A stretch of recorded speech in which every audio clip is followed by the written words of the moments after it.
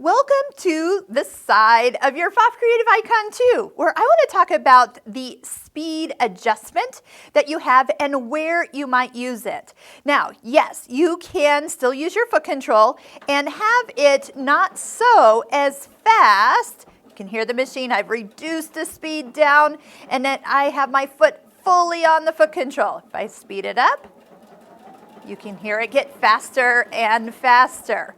Now, there is times where I love to sew without using the foot control, but I will tell you, full speed is pretty fast. When I touch the start-stop button, you can really hear the machine racing off, depending on which stitch you have selected. That will make a big difference, and sometimes just slowing it down so you don't have to worry about guiding it so accurately. You can kind of keep an eye on things, and you can see I can adjust it while I sew. Now, here are a few other places I would use the speed adjustment. First off, if you're free motion quilting, you could utilize this as like a cruise control. Slide that down to 3/4 or even half speed.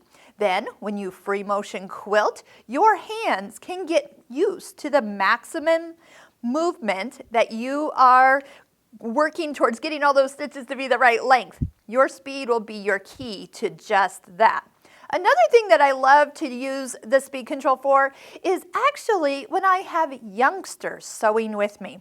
We'll bring that speed all the way down to its slowest speed. I'll teach them how to use the start-stop button, so we don't use the foot control. You could even unplug it and make it disappear if you want. But they can use that start-stop button and the scissor button and have wonderful experiences sewing, and the machine is going at a nice, even speed. You're not worried about it going too fast, and they can get comfortable sewing on their own. A great way to teach them how to sew is print off a maze on paper. Take the thread out of the machine and let them stitch in the direction that the maze will guide them to stitch, and it'll give them something to stitch on. They'll work on starting and stopping, turning corners, teach them about that needle stop down, and that pivot position makes it really easy for them to travel around on a piece of paper.